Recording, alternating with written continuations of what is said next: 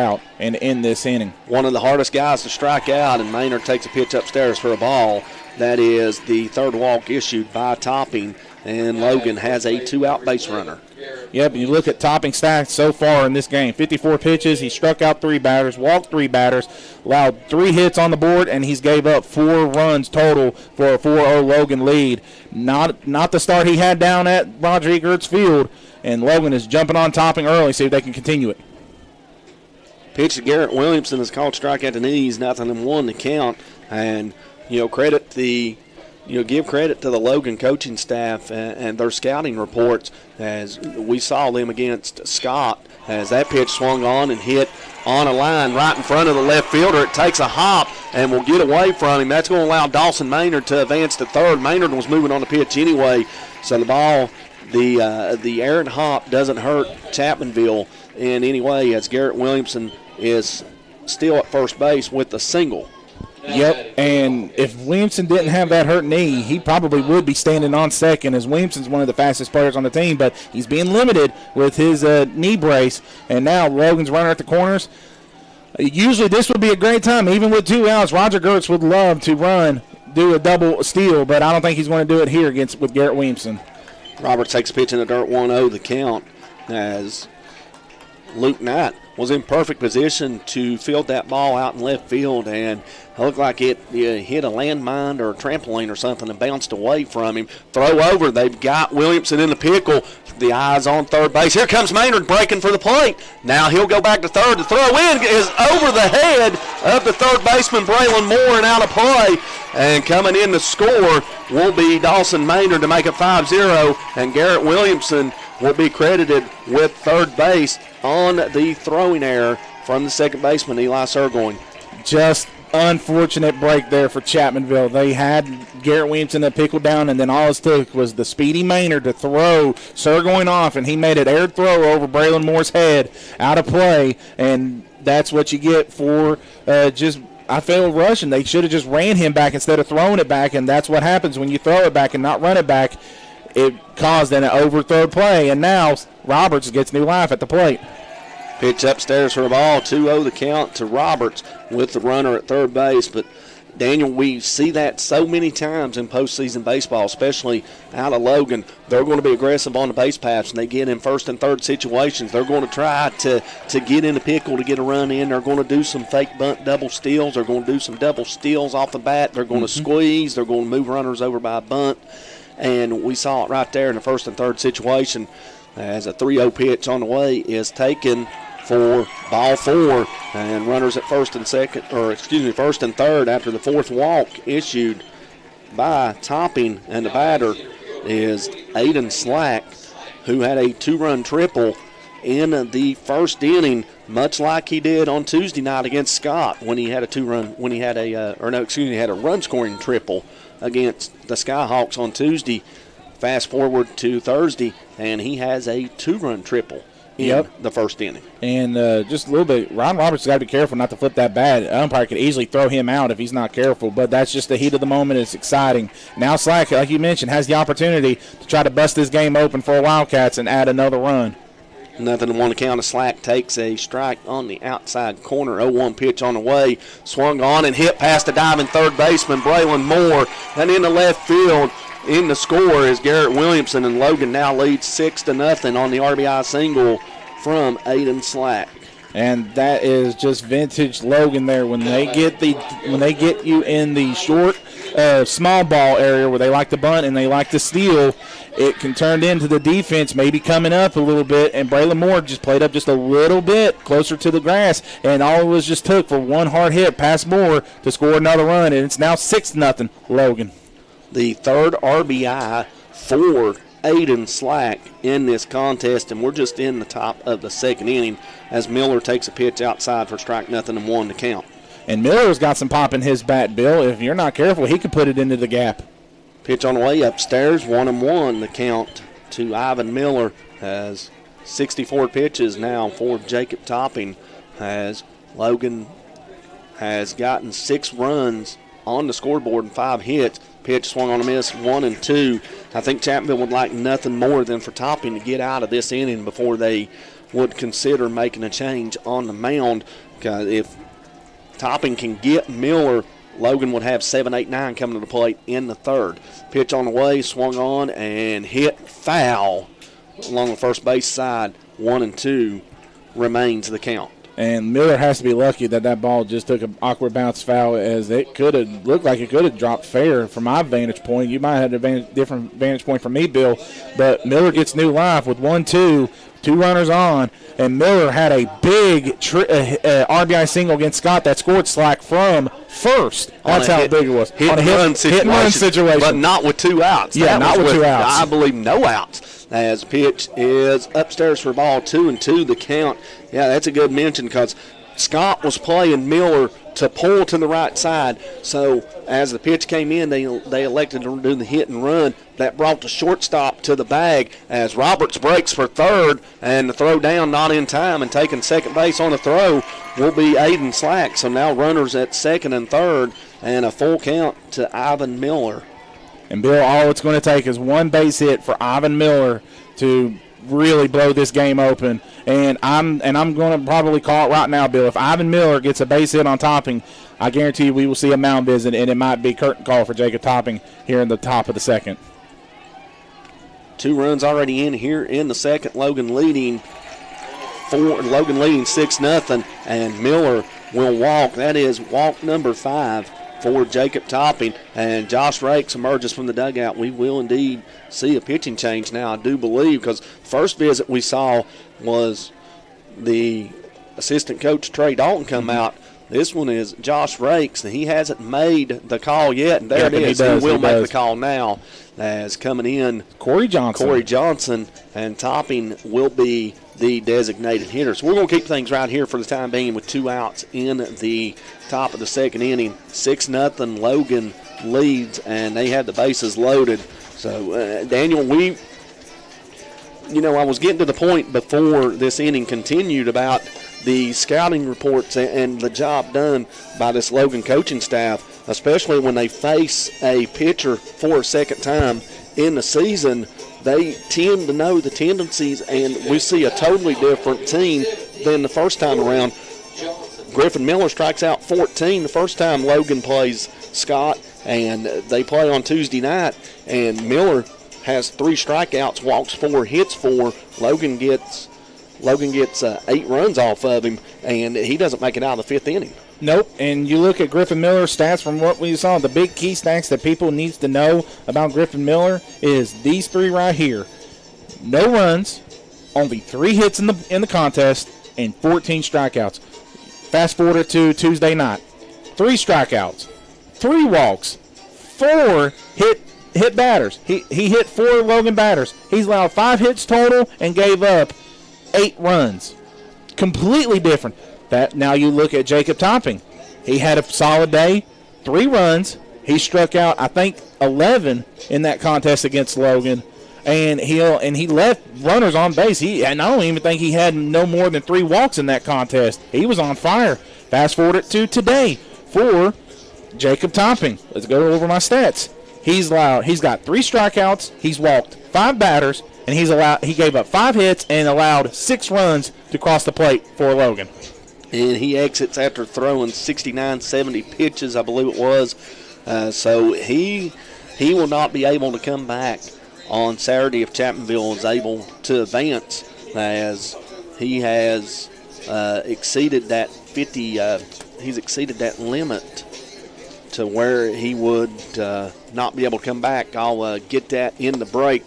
And I think it's 0 to 30 is no days. 31 to 50, I believe, is one day. And then there's 51 to right around 70, 51 to 80, I believe it is.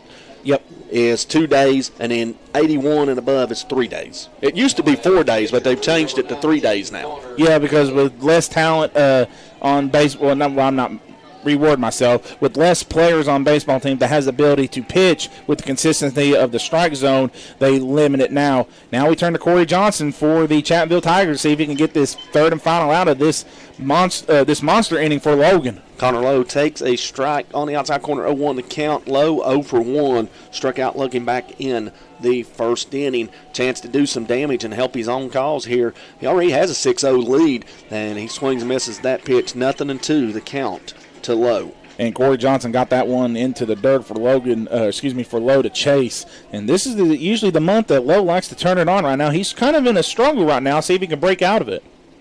Pitch swung on, hit back up the middle for a base hit.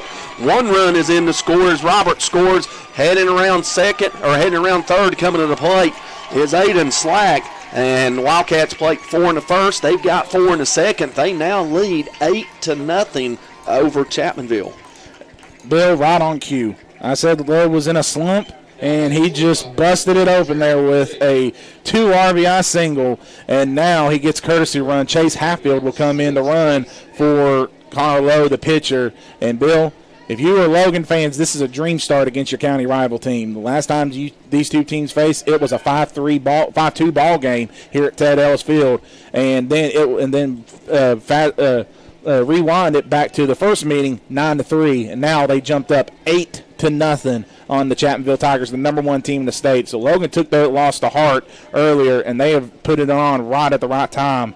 And now, if you're Corey Johnson, just can't let this game get out of hand in this inning. Jaron Glick, the batter, 0 for 1, struck out back in the first inning, swinging, takes a pitch outside, 0-1 the count to Glick. Again, 4 runs in the first, 4 in the second. For Logan, Glick swings and misses, 0-2 now the count as Glick becomes the 9th batter to come to the plate for the Logan Wildcats as they have batted around in this second inning. They sent 8 batters to the plate in the first inning. 0-2 on the way, swung on and fouled out of play, so the count remains 0-2. Yep, Glick struck out his first meeting, and now he has a chance to try to open up this game, Bill, as Logan is just now 2 runs away from getting into the 10-run rule early on in this game. Pitch on the way outside, good block by Dalton to prevent any further movement from the runners at first and second. Ivan Miller is the runner at second. Chase Hatfield, the runner at first. Hatfield, the courtesy runner for the pitcher, Connor Lowe. 1-2 on the way, swung on and hit the third, and it's going to get by. And coming in to score will be Ivan Miller, moving up to third on the play. The throw in, not in time, as it gets away from the third baseman. So RBI double for Jaron Glick, and the Wildcats add to their lead. It's now 9-0, and we're just in the top of the second inning.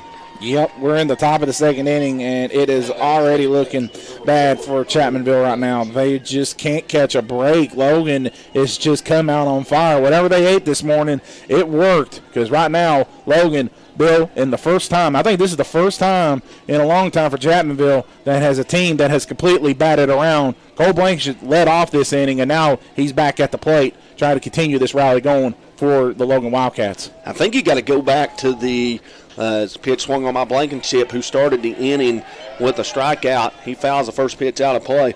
But the only other instance this season that I could think of was Robert C. Bird down at Roger Gertz Field. I forgot all about in the Big Ten Cardinal Conference Challenge. Chapmanville had a 6-0 lead in that game, and RCB came back and tied it at 6 as that pitch swung on and be hit into right center field for a hit. Coming in to score is the courtesy runner Hatfield. Right behind him is Glick, and Logan has put a 7 spot up on the board in the second. It's now 11-0 Wildcats. Bill, what else is there to say? I mean, Logan is they're just hitting the ball. They're hitting. Chapmanville has gave up 8 hits right now in the top 2 innings. They never really done that before. 7 runs put on the board. Chapmanville fans are stunned. They're silent right now, and Logan is just doing a great job doing it. And now Ramey comes back out of the play to the plate. He flew out to the center field in his last at bat. Pitch called strike to Ramey, 0-1 the count. Looking down in that Chapmanville bullpen, because you've got to think that, maybe Corey Johnson may be the guy that gets the start in tomorrow's elimination game. If you're unlikely to come back and win this game, you're down 11-0. Look to see if maybe there's any action going on, and the bullpen's silent right now as the pitch is 1-1 to count. But again, Johnson's only thrown 12 pitches, so he's got 38 more pitches to throw before they make that decision. Yep, and it's a big decision right here, because if Ramey can get on, how long do you go if you're Johnson? Blankenship breaks for the bag. The throw is going to be in plenty enough time to get him as Talon Thompson applies the tag, and that will end the second inning for the Logan Wildcats on the caught stealing. But damage done for the Wildcats. They played 7 runs on 5 hits. There was 1 error in the inning. No runners left stranded. We'll head to the bottom of the second. It's all Logan. 11-0 over Chapmanville. This is the Class AA Region 4 Section 2 baseball tournament on Video Productions and WVOW, Logan, West Virginia.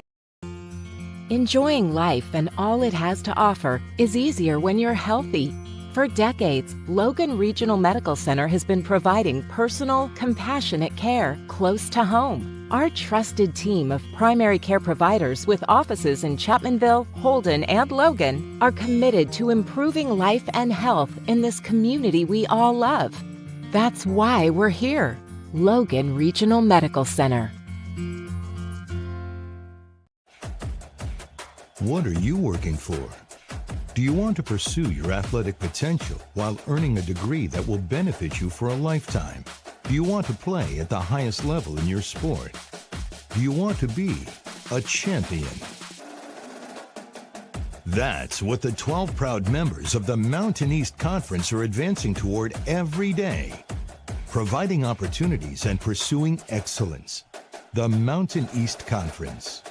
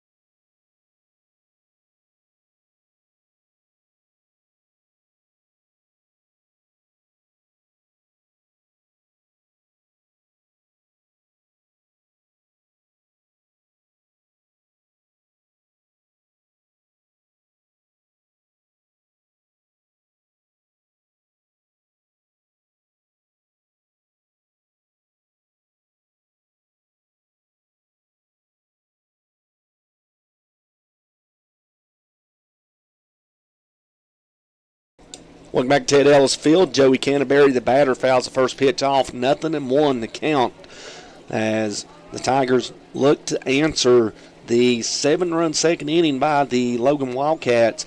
Logan played at 4 in the first. They lead 11-0. That's right. If you're tuning in, it's 11-0 Logan, and we're, I think, we're, myself and Daniel Miller, we're just as shocked at this start as you may be if you're tuning in, as pitch outside Canterbury 1-1 to count.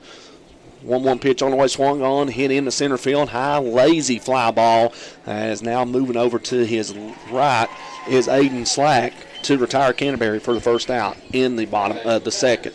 Yeah, Bill, like you mentioned, I'm not sounding anything, but if you'd have woke up and you'd have told me that Logan was going to have an 11-0 lead in the top of the second inning, or going into the bottom of the second inning over a very hard-hitting Chapmanville Tigers team, I'd have called you dumb, because Chapmanville can easily hit the ball. This has never happened before. It's just so shocking of how Logan just jumped out this big of a lead to the Chapmanville Tigers, but it's not over yet. Even though Chapmanville Tigers may be saying, all right, pack the bags, let's go up. No, Chapmanville knows they're going to fight in this game, and it's not over yet. They can easily chip back into this game if Logan's not careful, because we know Chapmanville has the ability to string some runs in later innings if it can get there.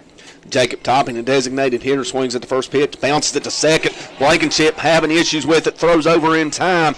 Not in time, as Topping will reach base, and we'll see how they score it. Kind of a tough play out there, but Blankenship was able to get a glove on it, but then had issues after that, and it will be scored an E4 on Cole Blankenship, as there's a break for Chapmanville. We'll see if they can take advantage of it with Braylon Moore coming to bat. Yeah, that was just a hard hit. Cole Blankenship, he got in front of the ball. It just bounced up close to his face, and he just dropped it, couldn't corral it. And Topping pulled a Taka Tanaka from Major League, slid into first base, and it paid off for him. Yeah, slid in feet first. Usually they go in sliding head first, but he went, feet first as pitch is outside for a strike, 0-1 to count to Braylon Moore. Myself as a coach, I'm against sliding in to first base, whether it be feet first or head first. I think it really slows you down because it's the only base on the field that you can literally overrun besides home plate when you're coming in to score. But again, people say it makes you quicker when you slide in. As Moore swings and misses. Myself, I think you got to slow up to slide. That's just me. As the pitch swung on a miss by Braylon Moore. I don't know how you see it, Daniel. I just know it's very dangerous to slide into first base, and Moore struck out, and that's out number 2, and that's Connor Lowe's third strikeout of the contest. Now that brings up Eli Surgoin, and right now Chapmanville just need a prayer right now. It's just been all Logan right now. Other than that error, Logan could have been out of this inning 1-2-3. Eli Surgoin, the batter, waits the first pitch from Lowe. Here it comes, and swing and a miss on the ball out of the zone. 0-1 to count. Yeah, and 0-1 for Eli Surgoin. We still got no updates from That's what we've got. Update on the Tug Valley Sherman game.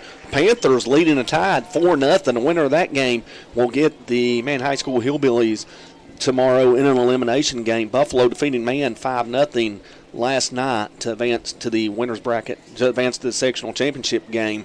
Man awaiting the Sherman Tug Valley winner as Surgoin in an 0-2 hole. And right now, Tug Valley leading 4-0 over the Sherman Tide, and not for sure what inning it's in, but we'll keep you updated as these scores become available to us on the Game Changer apps or on any reports from WVOW as that pitch outside, 1-2 the count. That Tug Valley and Sherman game just went into the top of the third, Bill. Now, so 2 innings in the books, 4-0 Tug Valley.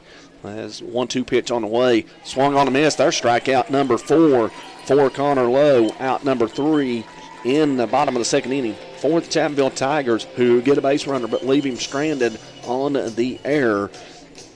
Nothing doing for the Tigers as we move to the top of the third. 11-0. Logan leads Chapmanville. This is the Class AA Region 4 Section 2 tournament on Video Productions and WVOW, Logan, West Virginia's premier sports station.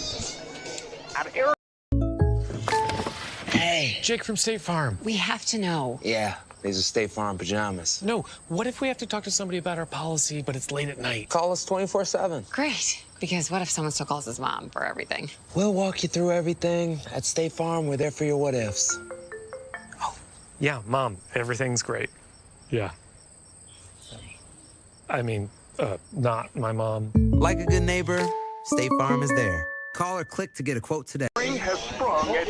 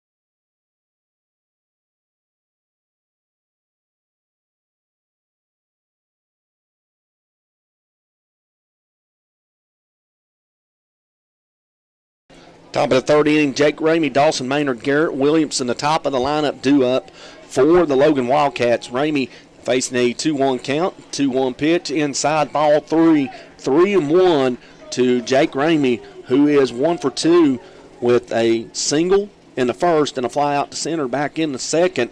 Third plate appearance for Ramey. Chapmanville has yet to get the top of the lineup back around. They will do so when they come to bat in the bottom of the second inning, as Ramey is on board with a leadoff walk. And just like what happened back in the first inning with Ramey at the plate, he got on by base. Other than this time, this one was a walk, the other one was a hit. Now McCormick Ilderton's going to run, and McCormick Ilderton's got some legs. As Bill, he's the younger brother of Peyton Ilderton, and you know that Ilderton family, they're very athletic. And now that brings up the dangerous Dawson Maynard to the plate. Peyton Ilderton at Marshall University. Basketball for the Lady Herd as Maynard takes a pitch on the outside. 0-1 the count. Yeah, Maynard just – Logan fans didn't like that. Maynard thought thought it was a strike. Logan fans did not. But McCormick Ilderton goes back in there safe. As we're going to try to get you some score update to an important sectional game, Wayne and Scott down at Madison. I'm watching the live feed here, but there's no score update. You're actually watching a frozen screen. I don't know if you realize that. Now it unfreezes. It was. Well, now we've got conversation between Gertz and the home plate umpire. Don't know for sure what this is about. Unless it was something about the pickoff move that Johnson had, or maybe it's a substitution question, possibility. Not for sure, but we're ready for baseball here as pitch is in the dirt. Count even at 1-1 Bill Lusk, Daniel Miller with you. Hunter Gibson, our studio engineer, back into WVOW studios. For those watching on Video Productions, our producer for Video Productions, Sidney Mayo, cameraman, Robbie Mounts, as pitch upstairs, snap throw, gets by the first baseman, and in the right field, Ilderton has at least second. He's going around second and coast into third, and Logan with a runner at third base and nobody out. Just from bad to worse for Chapmanville, and for Logan, it's a dream. They're in a dream scenario, and they don't want to be woken up right now. You couldn't tell me that this was going to happen earlier with no outs and now a runner in scoring position. Bill, Dawson Maynard has the power to put one in the gap and not over the fence. Pitch in a dirt, good block by Brody Dalton to prevent Ilderton from scoring at third. Count 3-1 now. Again, the runners on base, the pressure that Logan is putting on this Chapmanville defense that's the only thing I could say is that pitch is swung on and fouled out of play, fouled off to the left side, I should say. 3-2 the count, but Logan's getting the base runners on. They're hitting, they're running, they're stealing. They're just putting the pressure on the Tigers. And now Chapmanville, they're down 11-0, and kind of a interesting situation here, Daniel. Chapmanville playing the infield up with Dawson Maynard and runner at third as that pitch swung on and hit foul. Count remains 3-2. Yeah, and Maynard swung on that one. From our vantage point, that looked like that was going to be ball forward, but Maynard swung at it, just get it fouled because the umpire, from our vantage point, looked like the ball was going outside of the strike zone into the dirt, and the umpire's called strike to the dismay of both Chapmanville and Logan fans right now. But, yeah, Maynard kind of hugging that plate right now, and the infield's playing up. That could be dangerous for Chapmanville. Pitch on the way, Maynard swings and chops it foul again down the third base side. Just barely foul as that ball looked like it could have bounced back into fair territory, but it stayed foul. So the count remains 3-2 strikes.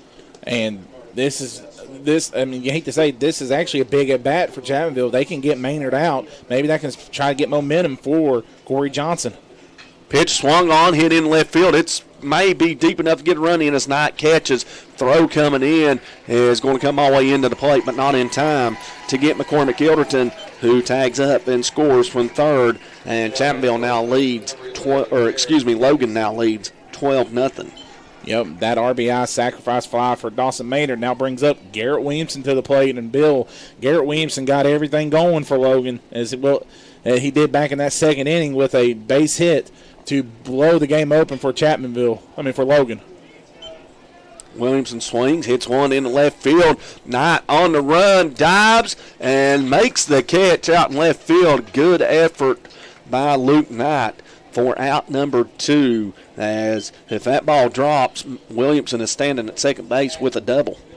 Wow, what a catch for Luke Knight. That ball looked like it could have been lost in even though the sun's shading away from him, that ball could have been blinding for Luke Knight, and he had to go and dive and make that grab. Big player there for Chapmanville. Now Ron Roberts coming to the plate. And his last at bat, Bill, he got on with a walk. He is 1 for 1 today with an RBI single. First pitch swung on and fouled. 0-1 count to Ryan Roberts. 0-1 pitch on the way. Swung on and hit back into center field for a base hit for Ryan Roberts. His second hit, and he's aboard for the third time this evening. And now here comes, you say for Logan, Mr. RBI right now with 3 RBIs on the day. Aiden Slack with a triple and a single, 2 for 2 today. See if he can make it 3 for 3, get a hat trick here in base hitting, and try to keep this inning going for Logan. As Bill, when with 2 outs, what happened back in the second, and then now here, Logan went on that long rally. See if Slack can continue that here against Corey Johnson. Slack in the box. He is 2 for 2, halfway to the cycle. Triple in the first, as Daniel mentioned, and a single in the second inning. 3 RBIs for Aiden Slack. First pitch is a ball, 1-0 the count to Slack, center fielder. Pitch on the way is a called strike, as Slack tried to lean into the pitch, but it was too far over the plate for him to make contact with it. So 1-1 the count on the called strike. 2 outs, 12-0 Logan leads. Pitch on the way is upstairs. Count now 2-1. And Corey Johnson's looking back over at first base to, keep try to keep Robert Roberts in bay, as Ron Roberts has some legs with moving up. And Bill, you got to give credit to Kevin Gertz. When Logan was struggling, they made some changing in the lineup. Moving Ron Roberts to 4 has really paid off for Logan. Pitch swung on and hit down left field line, but hooking foul. So the count runs to 2 balls, 2 strikes. Yeah, when Kevin Gertz moved Ron Roberts up to the 4-hole spot, it has been paying dividends for Logan, as they've now been able to find their groove of what they've had for the past 2 seasons, and it's paying off for the Wildcats. And now Slack, he was slumping for a while. He's been everywhere in the lineup. He's been from the leadoff man to the middle, back to leadoff, and now back in the bottom, and he's starting to find his groove for Logan. 2-2 pitch, outside corner called strike 3, and the side retired in top of the third for the Logan Wildcats, but not before they plate. 1 run on 1 hit. There was 1 error in the inning, 1 runner left stranded.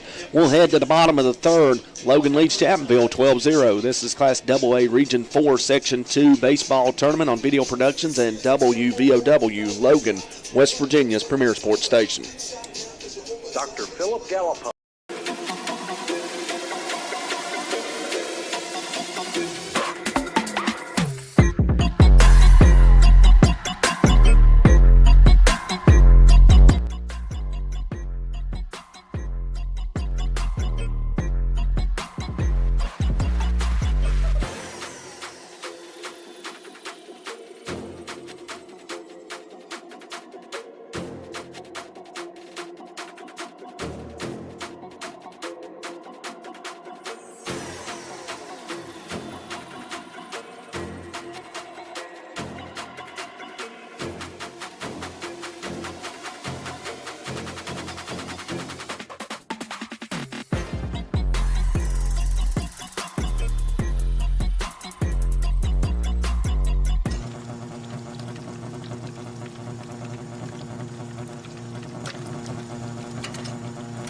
Hey, it's Sydney with your total automotive experience waiting at Thornhill GM Superstore. Let's trade keys. Swing by Thornhill GM, where well-qualified buyers enjoy 3.9% APR for 60 months on new GMC Sierra 1500 models, plus no payments for 90 days.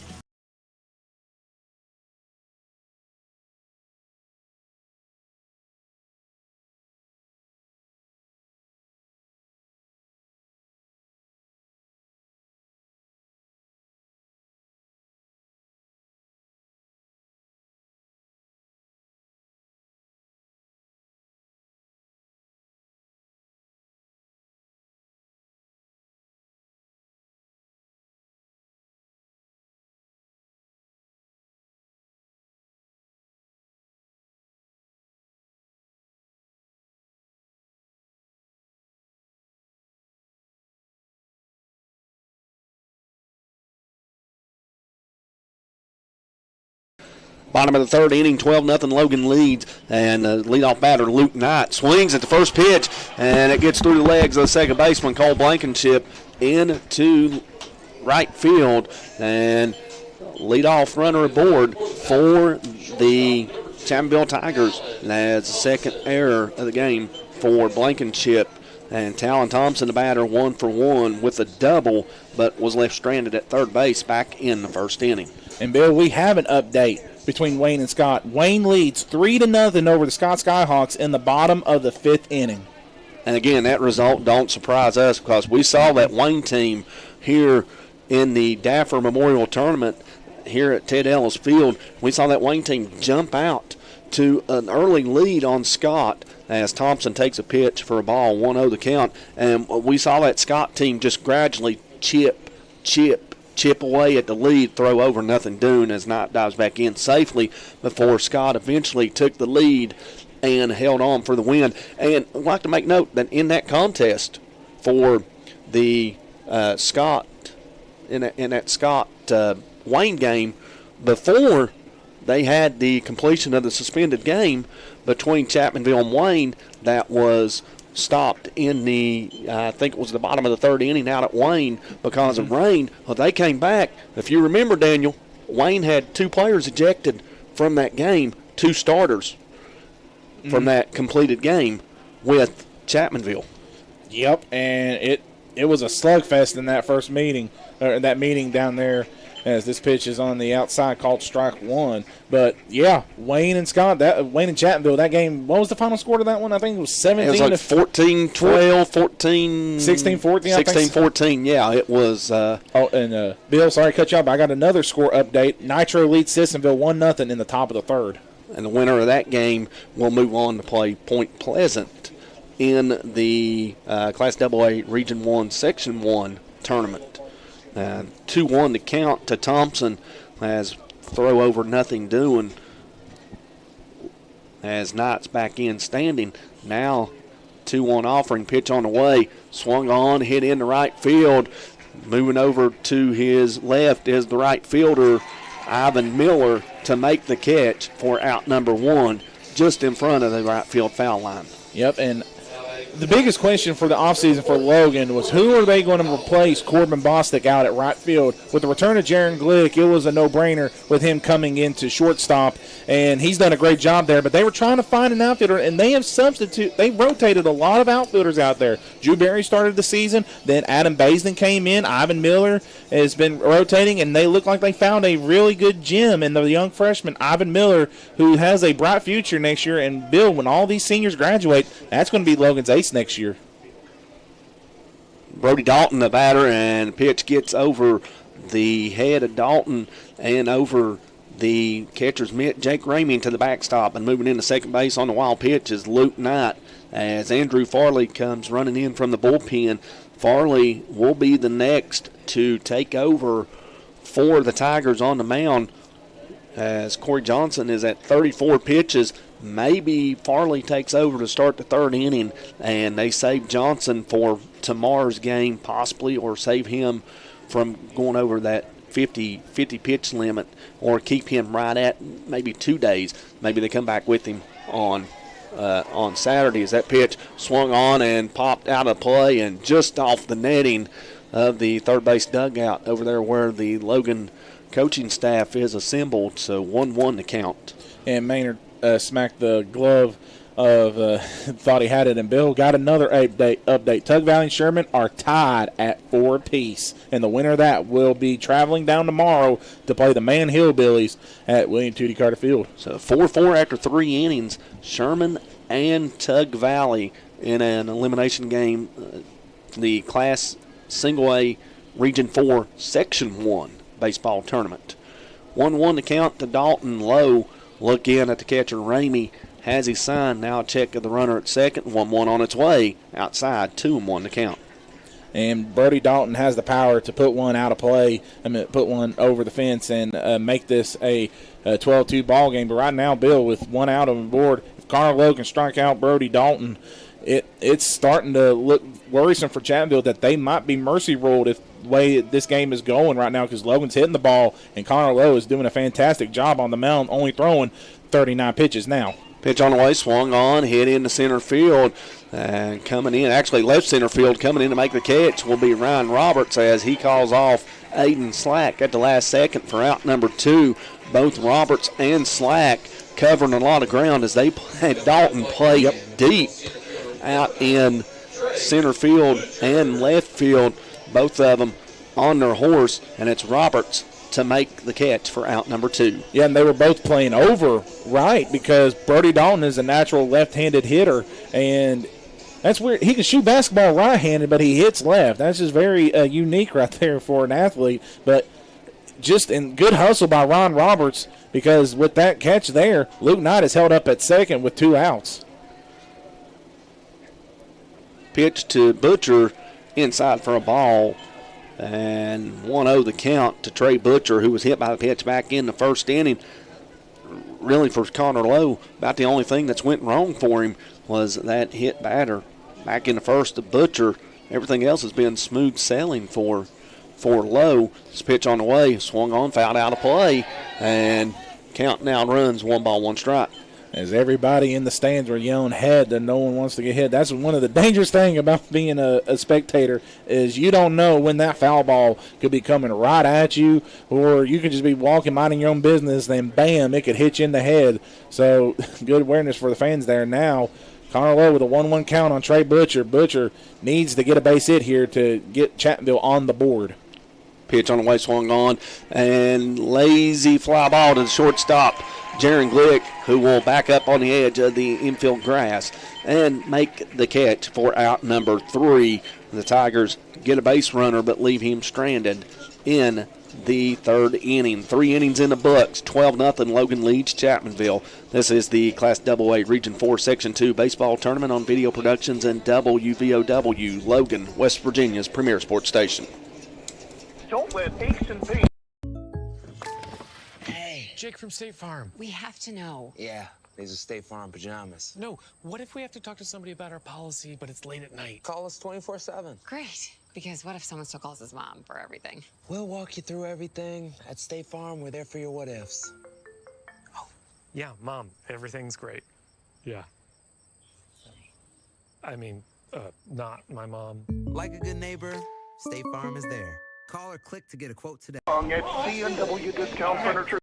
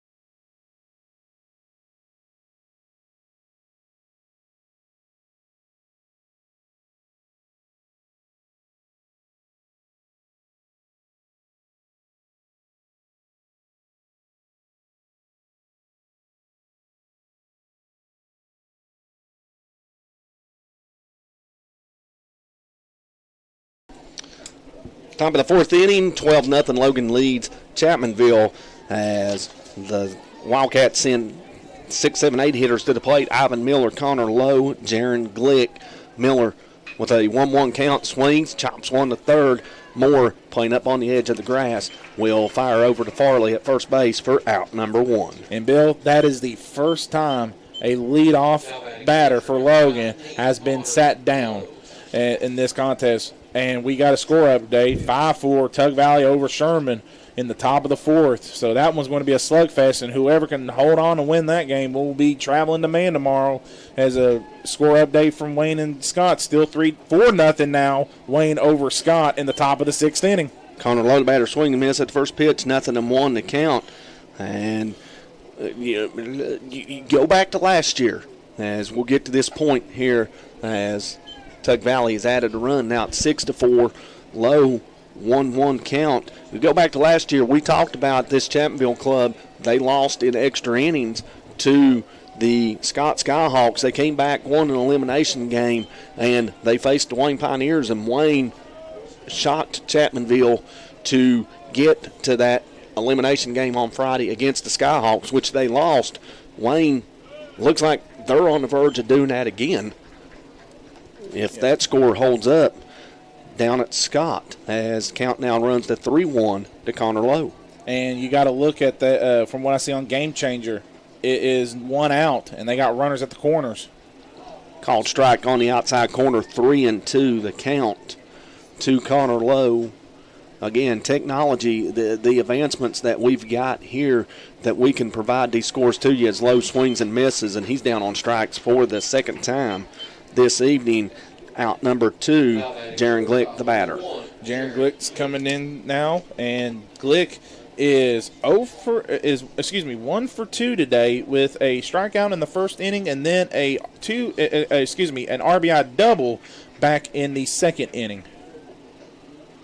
That is the second strikeout for Johnson, and now he starts Glick with a strike, 0-1 to count, as you're watching us on Video Productions. Also, Video Productions as that pitch swung on, popped up in the left field. Shortstop Thompson calls off the left fielder Knight, and for the first time this evening, the Wildcats go in order in the top half of the fourth inning. And before we go to break, I'll get to my point. You're watching us on Video Productions, but also Video Productions has coverage of the Mountain East Baseball Conference Tournament out at Gomart Park in Charleston, West Virginia.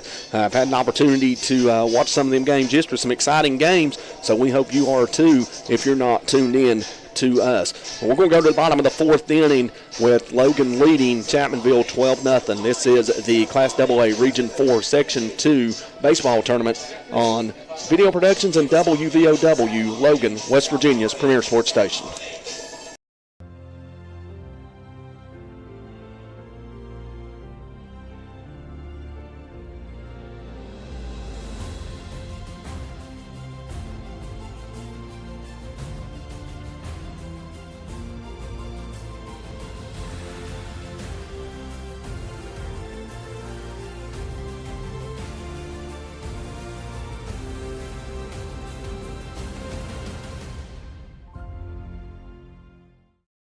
At Logan Regional Medical Center, our comprehensive inpatient rehabilitation program helps get you back to living life. With an 8-bed unit for patients 18 and over, our caring team of doctors, nurses, and rehabilitation specialists work with you, providing a full line of services to help you restore your capabilities and get you back home and back to living. Logan Regional Medical Center, providing inpatient rehabilitation close to home.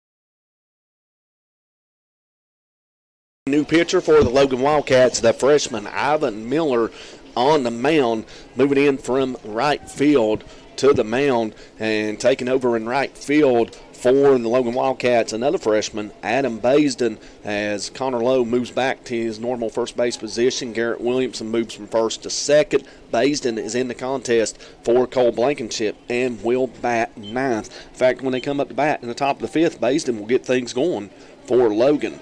Yeah, with now Baisden coming into the play, that burns Cole Blankenship, and Ivan Miller, I guess, would be known as the batter in his position, but Baisden would be batting in Cole's position, so I don't think the batting order would change, just the position.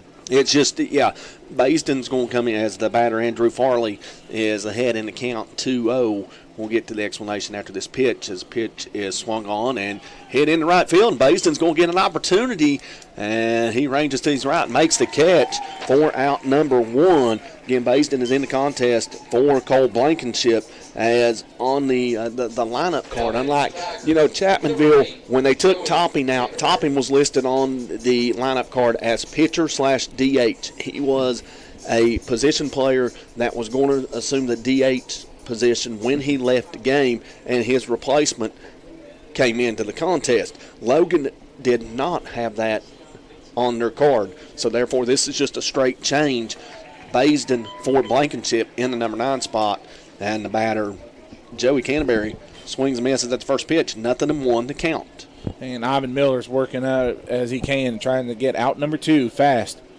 And that pitch gets to the backstop, 1-1 to count, as Connor Lowe threw just 42 pitches in 3 innings. So Logan would have the luxury of bringing him in relief on Saturday if they choose to. Again, Dawson Maynard is more than likely maybe the starting pitcher. He started for Logan Tuesday night, as Canterbury swings and misses, 1-2 the count. And again, Maynard threw just 65 pitches in that contest. Yep, and we got a score update. Wayne adds another run, 5-0 with 2 outs in the top of the 6th inning. So, Bill, Scott's got to get something going if they want to see their season continue. Number 6 team in Class AA could be eliminated tonight, as Canterbury looks at a called strike 3 for out number 2.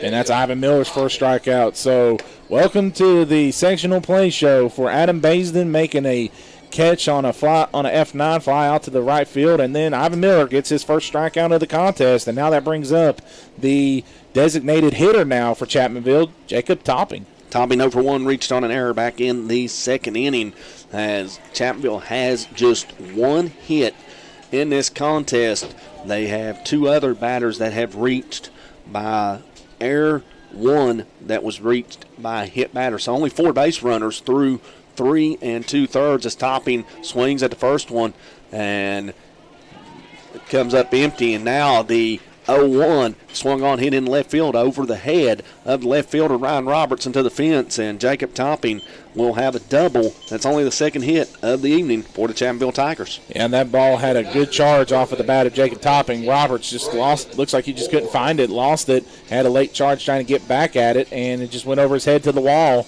And now he's standing on second, so there's another opportunity with a runner 180 feet away from home plate.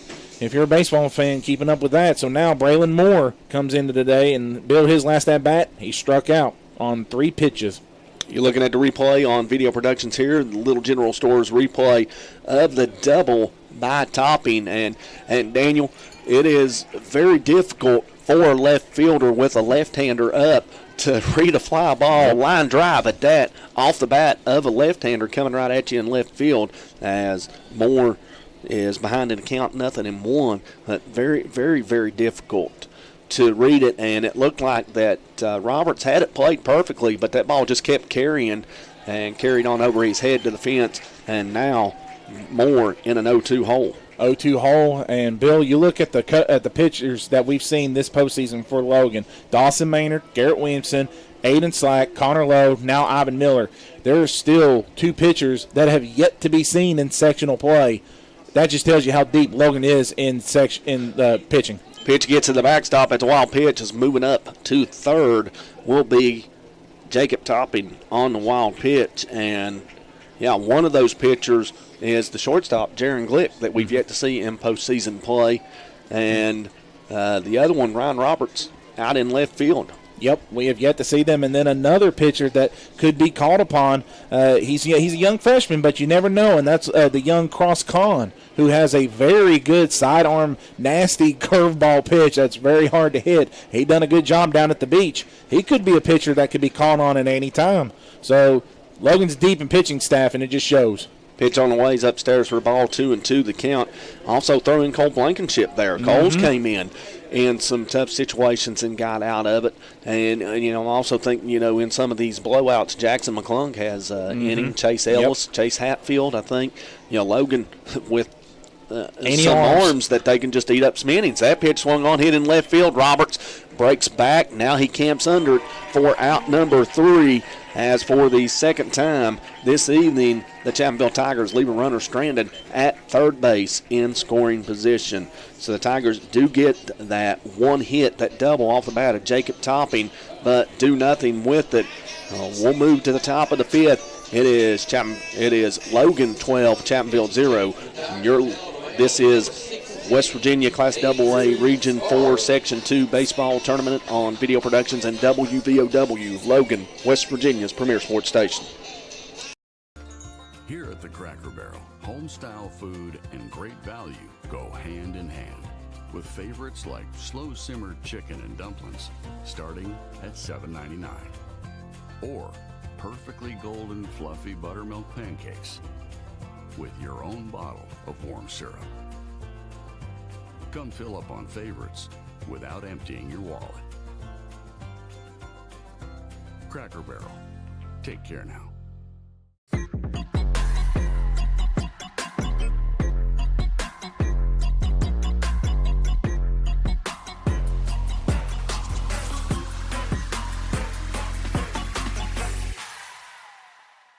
Fall and spring with more power, more dirt, and big wheels during Ram Truck Month. It's all here on the Thornhill Motor Mile at Thornhill CDJR. We've got a great selection of new Ram 1500 model trucks, plus custom Sherrod and Rocky Ridge options. Spring into your new Ram truck from Thornhill. The road to total savings. Grayson wanted me to sign him in, though.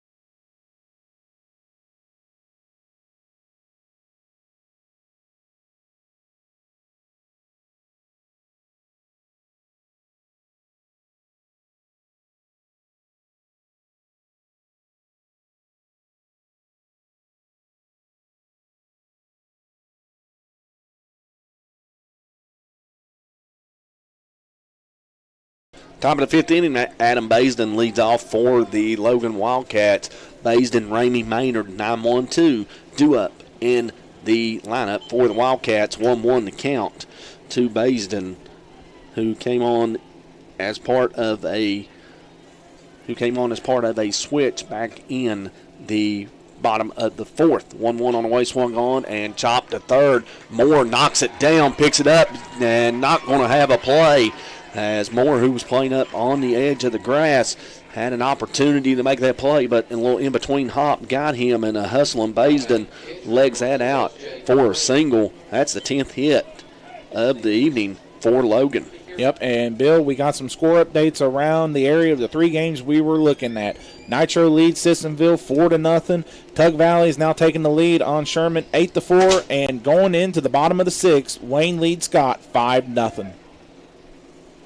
Interesting scores across there, depending on how you look at it. I guess the one that really stands out is the Wayne lead over Scott, the 3 seed in this section. Wayne, the 4 seed. Scott also the number 6 seed not the number 6 seed, number 6 ranked team in Class AA, as Ramey ahead in the count 2-0. We've already had one top 5 team knocked out of the tournament. That was number 5 Gilbert County, who lost to Ravenswood in their opener in the Class Single A Region 4 Section 2 tournament.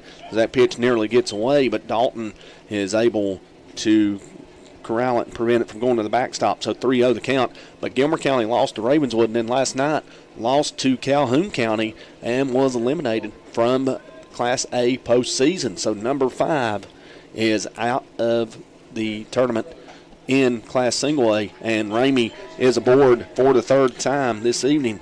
He gets a walk for the 2nd straight at bat. And Bill, not to mention another big upset that we was able to catch. Oak Glen Golden Bears beating the Fairmont Senior Polar Bears, who was for a little bit of time in the top 5, top 3, well, top 2 actually, if you want to go by there. And they got upset by the Oak Glen Golden Bears, so now they're in elimination mode, as that was the runner-up from last year's AA state tournament. Pitch to Maynard is called strike, 0-1 to count. And another one, North Marion, I think they just cracked the top 10. East Fairmont beat them 3-1 in extra innings. So East Fairmont and Oak Glen in the winner's bracket. If you had that one, I mean, congratulations. You're looking like a genius, as that pitch will get off the glove of Dalton and get to the backstop and allow both runners to advance on the pass ball. So Logan with runners at 2nd and 3rd. Nobody out. 1-1 count to Dawson Maynard. Yep, and Basden's at 3rd. McCormick Ilderton running at 2nd. Every time Jake Raymond gets on base, you just got to know McCormick Ilderton's out there running for him. Pitch swung on, hit in the center field. Should be deep enough to get the run in. Butcher moving to his right, makes the catch. Throw will come in. It'll be cut off by the second baseman, Surgoyne. And coming in to score is Basden with run number 13 for Logan. They lead at 13-0. At sacrifice fly out to center field does the job for Dawson Maynard. Even if I think that ball was just a little bit shallow, Adam Basden with some speed would have took home, and he would have probably got there. He's probably the fastest freshman they have on this Logan team, and now that brings up Garrett Williamson, who's had himself a productive day on the day. Yeah, Williamson swings, hits a pitch to short. Good backhand stop by Talon Thompson. Throw across the diamond to Joey Canterbury, now playing first base, and 2 away for Logan, and that'll bring up Ryan Roberts. And Ryan Roberts, we forgot to fix the rotation that's happened. Joey Canterbury is the backup first baseman, comes in to Andrew Farley's position. Actually, Daniel, we never even gave the defensive lineup. We never did. We've been caught so off guard. I mean, honestly, folks, we've been caught off guard by this start from Logan. I mean, really what caught us off guard was the 7-run second, not as much the 4-run first. You tend to see that as Roberts swings 0-1, lifts it into right field, and the right fielder that's Lucas makes Price. the catch. Lucas Price in the contest makes the out for out number 3. So we'll head to the bottom of the 5th. The Tigers have to score 4 runs or Logan will advance to the sectional championship on Saturday. 13-0 Logan leads as we head to the bottom of the 5th. This is the Class AA Region 4 Section 2 baseball tournament on Video Productions and WVOW, Logan, West Virginia's premier sports station. Jake from State Farm. We have to know. Yeah, these are State Farm pajamas. No, what if we have to talk to somebody about our policy, but it's late at night? Call us 24/7. Great. Because what if someone still calls his mom for everything? We'll walk you through everything. At State Farm, we're there for your what-ifs. Oh, yeah, Mom, everything's great. Yeah. I mean, not my mom. Like a good neighbor, State Farm is there. Call or click to get a quote today. Center. Slack's going to the mound. Good gravy.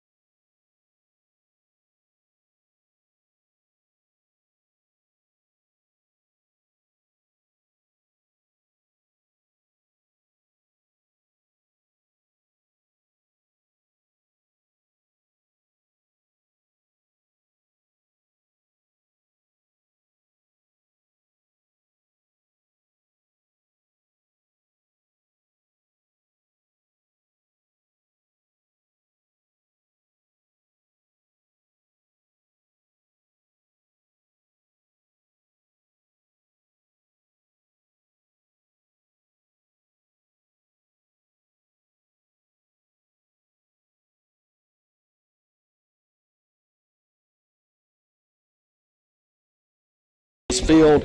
Logan leads Chapmanville 13-0. Class AA Region 4 Section 2 baseball tournament on Video Productions and WVOW. New pitcher for the Logan Wildcats, Aiden Slack, taking over on the mound. Slack came in relief last night and pitched a scoreless came in Tuesday night, 2 nights ago, pitched a scoreless 7th in Logan's 9-1 win over Scott.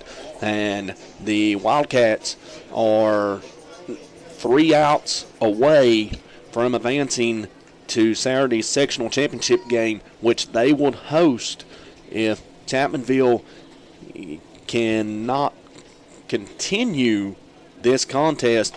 The Tigers must score 4 runs in this 5th inning, and the Tigers will send Eli Surgoin to the plate.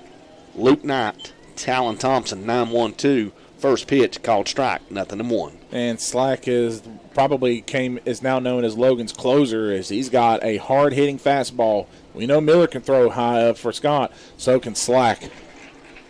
0-1, swung on a miss on the ball in the dirt, 0-2 to Surgoin, who is 0 for 1. Strikeout victim back in the 2nd inning. 13 runs, 10 hits, 2 errors, and 3 left on base for Logan, as pitch in the dirt taken by Surgoin. 1-2 the count for Chapmanville. No runs, 2 hits, 2 errors as well, throwing errors, and 5 runners left on base. 2 of those 5 left at third base in scoring position, and 3 counting run at third left in. 1-2 pitch lined in the right field for a base hit, and Eli Surgoin is aboard with a leadoff single. And Bill, if I'm not mistaken, yes, that is the first time Chapmanville has led off an inning with a base hit, not an error that happened back in the 3rd inning. It was a base hit for the Chapmanville Tigers. As for those who are wondering at home, Slack's moved to the mound. Adam Bainsden has now moved to center field, and Ivan Miller has moved back to right field. So as Daniel mentioned, this is the 2nd time that the Tigers have had the leadoff runner on base through 4 innings. Will actually now make it 5 innings, as Surgoin leads off the 5th with a single. Luke Knight, the batter, and he squares the bunt, pulls back, takes a ball. 1-0 the count. Knight is 0 for 2, struck out back in the 1st inning and led off the 3rd and reached base safely on an error for Chapmanville in that 3rd inning, but he was left stranded at second base. 1 of 3 runners left in scoring position for the Tigers. 1-0 away is in the dirt. Good block by Ramey to prevent Surgoin from advancing to second base. 2-0 the count. And, Bill, we know from Luke Knight's talent, he can lay down a bunt, but he can also pull it back and rip it right up, either up the middle or right. He's got that power to do so. So, wouldn't be surprised if he may be trying to lay down a bunt here to bring in the infield and just rip it right back up the middle for Chapmanville. 2-0 on the way is taken for a called strike. 2-1 to count to Luke Knight. Reminder for those listening on WVOW, following our coverage of the Class AA Region 4 Section 2 baseball tournament, NBA playoffs, Game 6, Philadelphia 76ers and the Boston Celtics, as Knight takes a pitch outside. 3-1 to count. Can the Sixers close out the series? They lead at 3-2 and advance to the Eastern Conference Finals. For the first time in how long, Bill, since the Sixers been there? I would have to say since Allen Iverson was there. Probably since the last time they advanced to the NBA Finals, which was, about 99, I believe, as Knight thought he took ball 4. The home plate umpire says it's strike 2 on the outside corner. Again, that goes back to our point that we've made throughout the season, Daniel. Never show up the home plate umpire on what you think may be ball 4, because he may have a different opinion. Yep. And see if Slack can now strike out Luke Knight to get out number 1 in this inning and 2 outs away. 3-2 pitch on the way, swung on, fouled out of play. Count remains 3 balls, 2 strikes. And this is big. This is actually have to be a big at bat for Luke Knight, as he knows that if he can hold on here. He can try to get something going. Chapmanville does not want to be shut out, but Logan wants to keep that shutout, and it all comes right here to Luke Knight to try to get it out, keep it going, because we know Luke Knight is one of the heart and souls for his team. 3-2 swung on, hit into left center field. Roberts ranging to his right, makes the catch for out number 1 in the bottom half of the 5th inning. Also, Daniel, a little nugget of information. Of course, over the last few days, the NFL has been releasing dates, important dates to their schedule.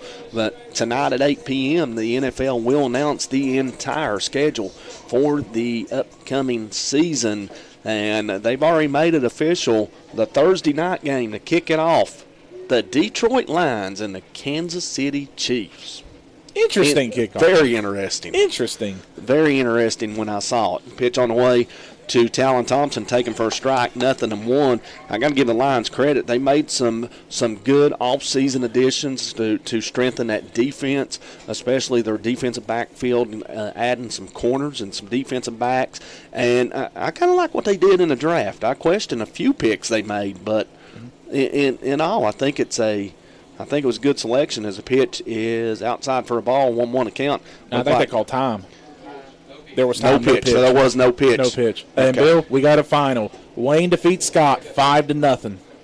So as it stands right now, if this score holds up, Chapmanville will host the Wayne Pioneers tomorrow night from Ted Ellis Field. If Chapmanville can come back from this deficit, it'll be Logan hosting Wayne tomorrow night, as that pitch is a called strike, 0-2 the count. But again, the Detroit Lions, I did question some of the picks they made, especially the first-round pick of Jameer Gibbs at number 12. I felt maybe they could have traded back and maybe got him. But I did like the pick of the linebacker from Iowa, Jack Campbell, I think was his name, at number 18. And I like what they did in the second and third days, too. That's an up-and-coming team as that pitch in the dirt, 1-2 the count. I still don't think they win the NFC Central. I'm liking what the Bears did in the offseason. They had the number 1 pick. They traded it to Carolina, got DJ Moore, an experienced receiver, an all-pro receiver, Pro Bowl caliber receiver, and they got some good picks, especially my favorite pick in the draft, Darnell Wright at number 10, the offensive tackle out of Tennessee, the Huntington High School graduate, Huntington, West Virginia native, going to Chicago. I was, kind of hoping that maybe he would be at 14 for my New England Patriots, but that just didn't happen. And for those listening out there, for the young folks that are listening or maybe watching on video productions, let Darnell Wright be an inspiration, an example of what hard work pays off. Here was a kid coming in that was probably going to be a second or third day draft pick if he came out, if he chose not to come back to Tennessee. He improved as the season went, and when the draft started, he was looking at possibly being a third-round pick, which is on the second day. He goes to the Senior Bowl, and he wowed the coaches at the Senior Bowl, and all of a sudden he jumped into that first round, and next thing you know, he kept going and working out for these teams, and he jumped into the top 10. So congratulations to him. And I got more on the NFL update from there as we'll get to it. Foul ball, 1-2 remains the count to Thompson. And once you mentioned hard work, Brenton Strange from Parkersburg, not a highly big recruit. I didn't even know he was at Penn State for a while. I knew he was at Penn State. I didn't. I had no idea he was at Penn State. When I heard Brenton Strange from Parkersburg, I was like, that name sounded familiar, and he came from Penn State. I'm like, wow. I did not know, but that just tells you how hard work, where he came from, not winning programs in Parkersburg. Swung on pitch, hit into center field right at Adam Baisden. Brody Dalton will be the batter representing the last chance for the Chapmanville Tigers. But, Daniel, go ahead and finish that point. But before you do, I'd like to mention that Brent Strange going to a up-and-coming franchise in Jacksonville Jaguars who got to the AFC divisional round, advancing out of the wild card. They eliminated a big lead to the Los Angeles Chargers. I still want to call them San Diego. I do too. I can't help it. But they eliminated a big deficit to the LA Chargers and advanced to the divisional round and gave Kansas City all they could handle. That's a franchise that's up and coming. in the coming years. You hope that they're not one of them franchises that takes a step back after they kind of maybe exceed expectations ahead of schedule, as Dalton takes a pitch in the dirt. 1-0 the count, but go ahead and finish your point about Strange. Yeah, and from Strange, honestly, you got to look, as a former college coach myself, we look at the game film from Huddle, and we also, if there is no game film for Huddle, which as a former college coach, for upcoming high school players, get your game out on Huddle, as I'll finish my thought after this pitch. Pitch outside, 2-0 the count. So get your game out, get your game film out on Huddle, and if you can't, there's also good reason why there's all these streaming companies, because I was able to find some in the gyms as on recruiting trips to find out every play that these kids have made, and probably that's how Brenton Strange may have got if he did put out a Huddle, which I'm assuming he did, but if he didn't, it's one of those diamonds in the gyms you find anywhere else with technology. That's why it's so great. And that's the reason why all these West Virginia athletes are getting recruited now, and now they're going on to play at the next level. So talent is here in West Virginia. I say it everywhere, as I see a lot of Division I talents out here on this baseball field, even Division II, and they're going to do great things at the college level. And you never know, Bill, we might see a Brody Dalton or Dawson Maynard at the pro levels. Never know. You never know when they go off and have good college careers. 2-1 to count to Dalton's. He takes a 2-0 pitch outside for a called strike. 2-1 pitch on the way, swung on, and hit over the head of Glick into center field. Basden gets over and cuts it off before Knight can advance to third. So Sergoin, keep him at second base. So 2 hits in the inning for the Tigers, 4 hits overall in the contest, and first and second, Trey Butcher, the batter. And Butcher is 0 for 1, flew out to short, and was hit by the pitch back in the first inning. But back to your point about Strange, he also, being up there in Parkersburg, probably went to some of these camps where he got noticed, got his name thrown in the hat, got his name on the radar, and these colleges started to notice him and get film and request film on him, and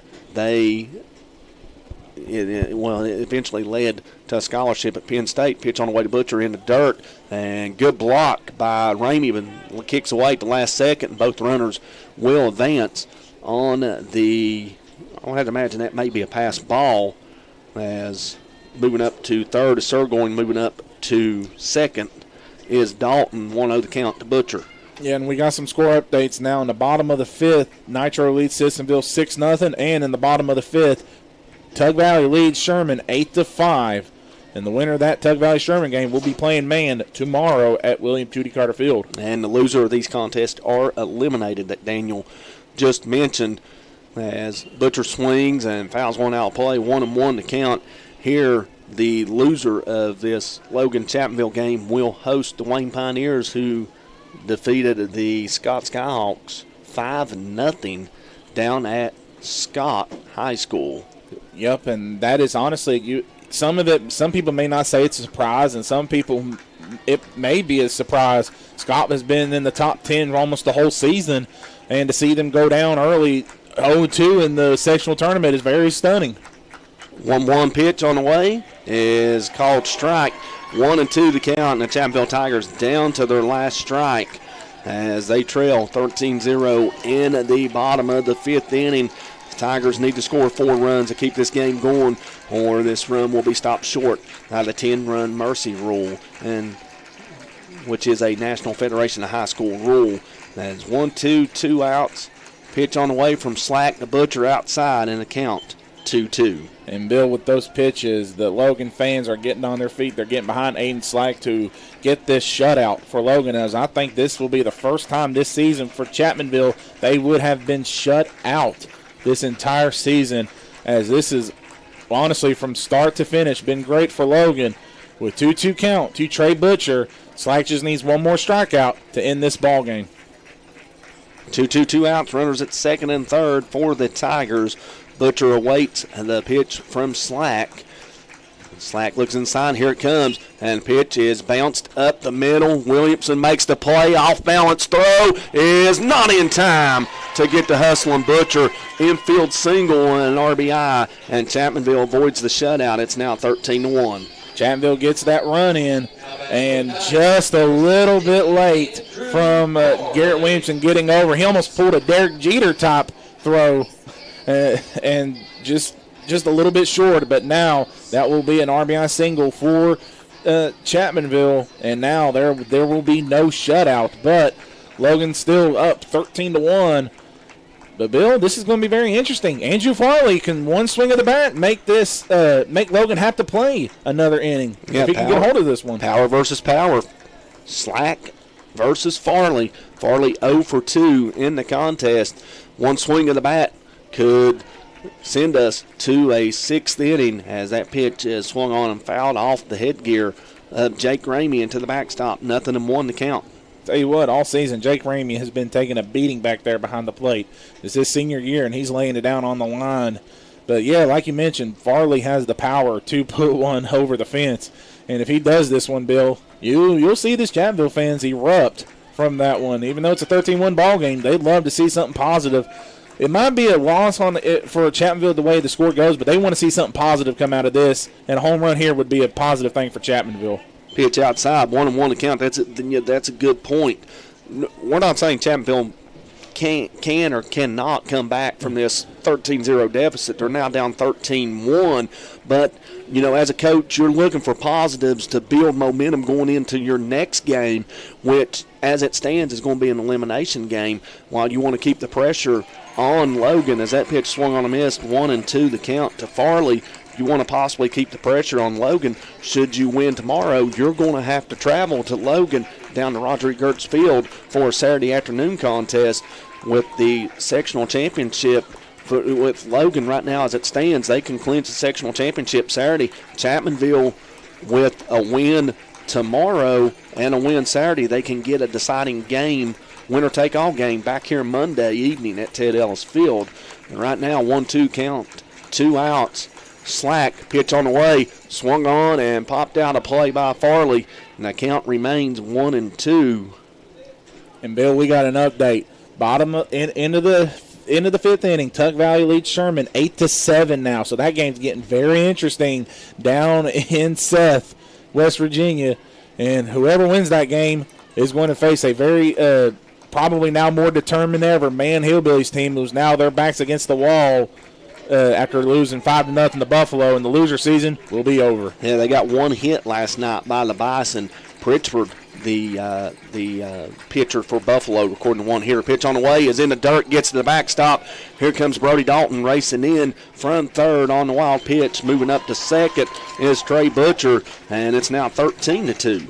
Yep. So if Farley can get a hold of this one, and he can come around and score, the game will still continue. But Slack only needs is one strike to complete this game and end it at a 13-2 ball game, with Logan being victorious over Chapmanville.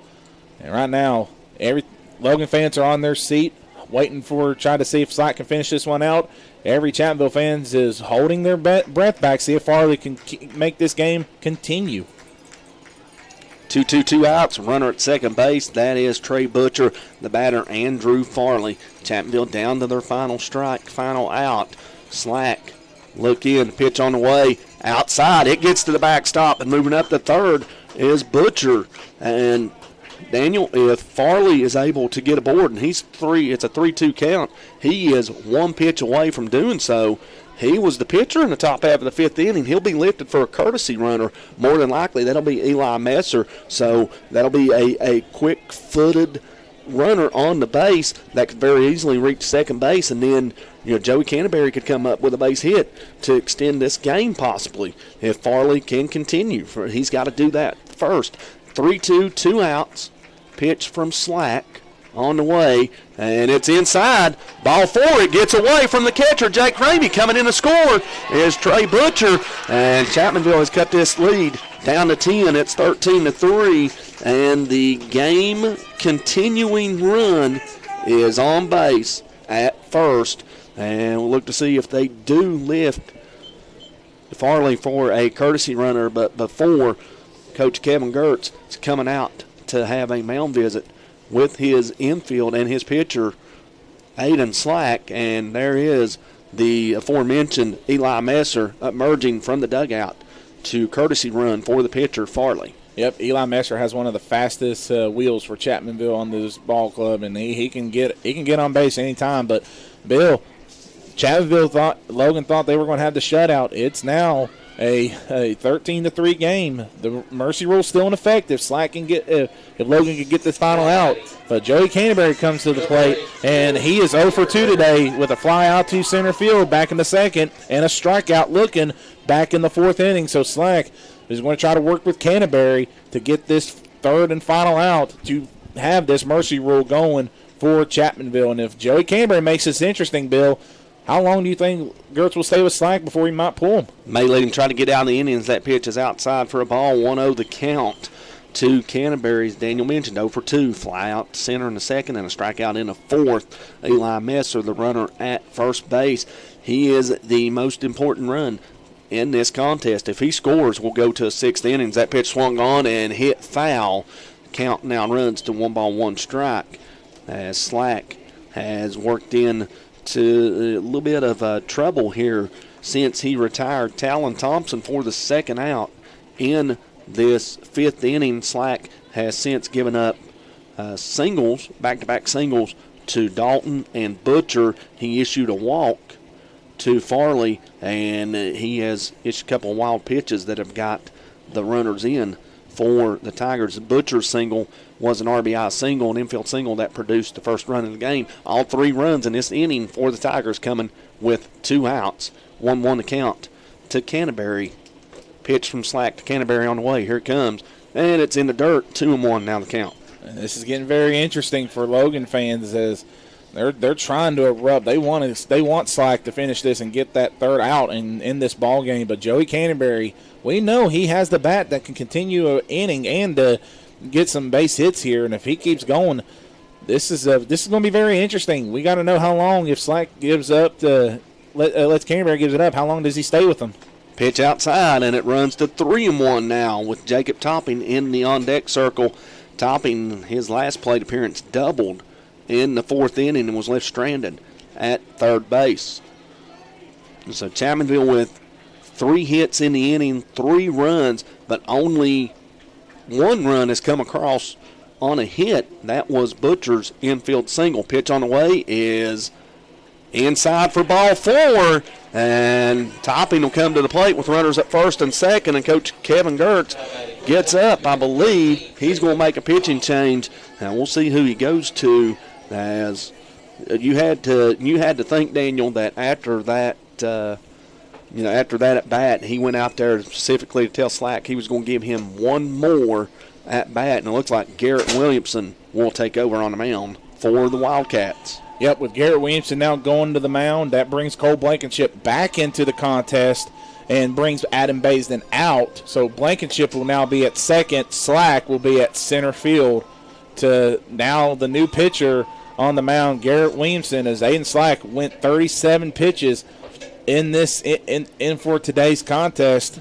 So, Bill, if Logan can hang on here and win this ball game, Slack they wouldn't play tomorrow, and luckily they'll have Slack back for Saturday if needed. So this was a smart decision right here for Kevin Gertz. He saw Slack maybe struggling a little bit, so he had to pull him at the right time.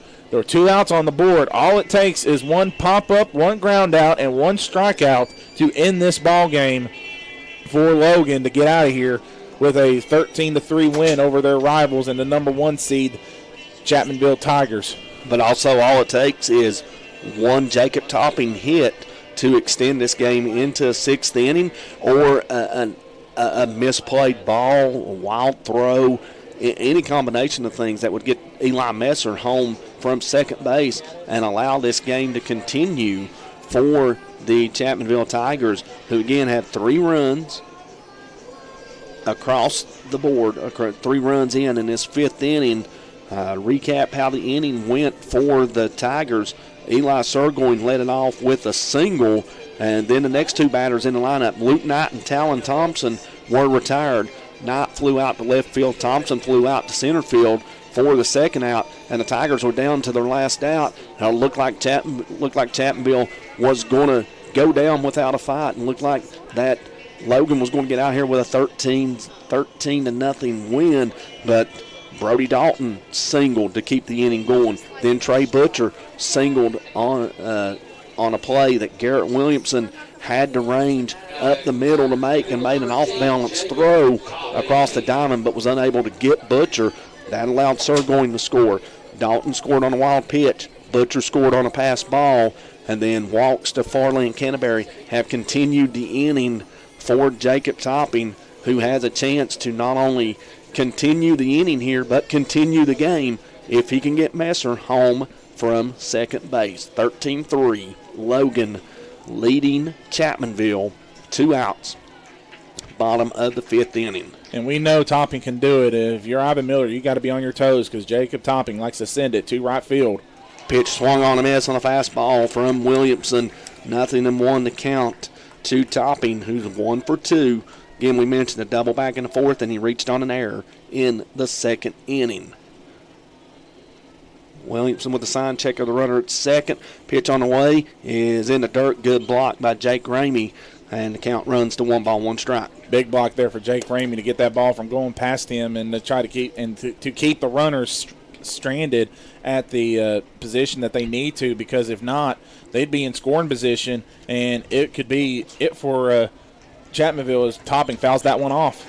This count runs to 1-2. Yet again, the Tigers down to their final strike here in the bottom of the 5th inning.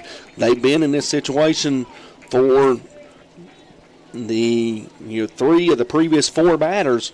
Now they're Topping looking to capitalize just like those 3 before him did. Pitch on the way outside, 2-2 now the count. Williamson tried to just get one on the outside. He tried to go for that curveball on the outside corner, just misses out there. Maybe try to get Topping to either go down looking or go down swinging. But right now, 2-2 count. And last thing for Logan fans, what they want is to have Topping get on with another base, maybe by a walk. They would take a walk because now the play is anywhere. Let's see if Williamson can finish the job here. 2-2 outs, pitch on the way, swung on and fouled, and it remains 2-2 to Jacob Topping as Williamson with pitch number 5 of the at-bat, pitch number 6 coming up here. As again, so much hanging in the balance of this at-bat. Will Chapmanville continue and send it into the 6th, or will Logan finish it here and host the sectional championship on Saturday? 2-2 pitch on the way. It's swung on, and it's a looper. No, it's actually going to hold up for Ryan Roberts out in left field, and he makes the catch for the final out. When that came off the bat, I thought it was going to get down, but I saw Roberts calling everybody off, and he makes the catch for the final out to end the game after 5 innings with Logan victorious over Chapmanville 13-3. So we'll come back after a quick 2-minute break and we'll recap this game and set the stage for our next contest. As you've been watching the West Virginia Class AA Region 4 Section 2 baseball tournament on Video Productions or listening on WVOW, Logan, West Virginia's premier sports station. At Aracoma Drug. BK $6 your way deal for a limited time. It's a royal still. Burger, fries, and chicken fries all your way for a feast on the budget. Head to BK. BK, have it your way. Find new roads and go anywhere this year in a new Chevy from Thornhill GM Superstore. It's Sydney and Chevy truck season has arrived with available 0% APR for 36 months on new Chevy Silverado, plus 120-day payment deferral. Get your Chevy at Thornhill.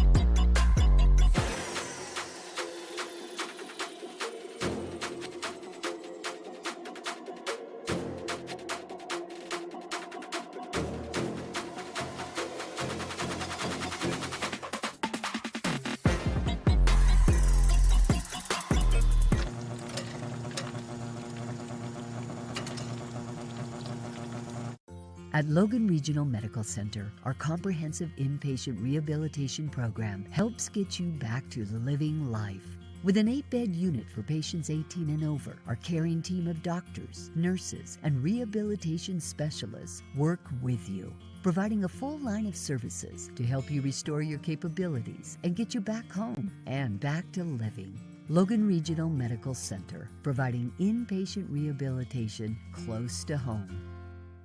Adventure is blooming with every new Jeep model. Tag yours with Thornhill CDJR during the Jeep Celebration event. Now with up to $10,000 off new 2022 Jeep Gladiator or great APR offers to finance your next adventure. Spring is here at Thornhill CDJR's Jeep Celebration event.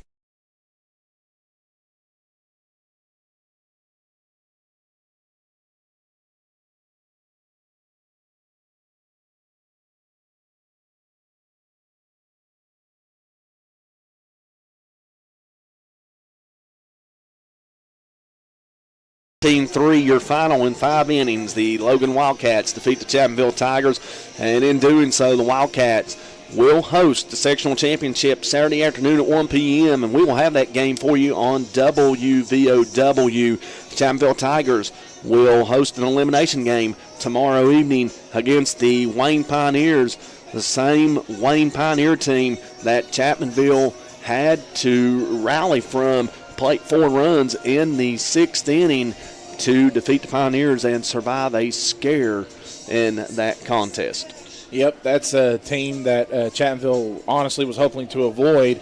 Now the ghost of what you would call sectional past is now haunting Chapmanville, as last year Chapmanville known what happened. In 2021, Logan was the team that ended Chapmanville's sectional run in the sectional championship.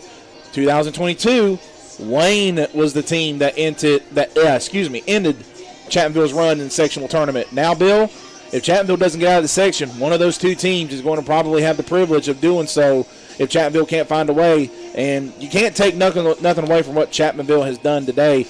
You just have to look at what Logan did today. Absolutely. And I'm still dumbfounded of what they go, especially going back to the 7th inning. It was just unbelievable. With what Chapmanville... I get what you're saying. 7-run second inning. Oh, my bad. Second inning. You said 7th inning, and I know what you're saying. That's how 7-run second inning. That's exactly what I was going to say. That, to me, the 4-run first inning don't surprise me. We've seen this out of Logan teams in postseason play. We've seen that. I don't know how many times we've seen it. We've seen it a number of times, but yet, as we've seen Logan have big first innings, we see that they kind of slack off. They drop off. Mm-hmm. The opposition gets going. The pitching settles in. The opponent makes a run at Logan and closes the gap. And then Logan has another big inning where they blow it open. This is the first time in a long time that we've seen Logan put together back-to-back innings. Back-to-back innings and back-to-back strong innings, to be exact, as you just look at everything that has just gone right for Logan in that second inning to now. It just you just can't, you can't just say anything about it. You can't really just you don't know what to say if you're Wildcat fans and Chapmanville fans. I don't think Chapmanville has ever been mercy ruled into that. No, they haven't. They have not been mercy ruled at all this season. Not this season. Not this season. And they haven't been mercy ruled by this much to a county team that they've beaten in the past season. Earlier on the season, and they beat Logan pretty handily. And it was a close contest here the last time these two teams met. And then Logan just said, forget all that. We're putting our foot to the, not to the pedal, to the throat, and we're going for the early kill. And, Bill, they actually did it. They went for the early kill. It was 13-0, and they haven't looked back since. That bottom of the 5th inning made it a little bit interesting, but Logan was able to get out when they needed to, and they ended up getting the 10-run mercy rule against a very hot-hitting Chapmanville team. And I've always said, in order to beat Chapmanville, you got to out-hit them, and you cannot make any errors in the field. You looking at the stat line, Logan has 10 hits with no errors. Chapmanville only has 5 hits with 2 errors. Both teams committed 2 errors, my bad. Both teams committed 2 errors. There was 2 fielding errors on Logan, 2 throwing errors on Chapmanville in this contest. Well, now we move on from here. This much we know, and I think everybody knew this at the beginning of the season. Sectional championship was going to run through Logan. Yep. Now, when Logan came back from the beach, had their little bit of a dry spell where they lost back-to-back games to Winfield and Chapmanville, to regional opponents. They had lost to Scott. They had lost to Nitro. They lost 5 games in the section and the region. Now you're thinking, is there a crack? Are the teams finally catching up to Logan? But, I mean, tonight and the last few weeks have just shown that they have really hit after they've learned from what they've done, and they've hit that streak, and they find that little second gear like they always do. And the same thing happened last year when they came back from the beach. They, I think they had the loss to Independence. That was, well, let's just face it, that was a brutal loss. Everybody thought at the time that was an Independence team that was clicking on all cylinders. Looked like that was the best team in the state of West Virginia. That was a team that was built to win a state championship, and Logan just learned from it. They got it back together. They kept it together, and they went on a run, much like we're seeing here this year.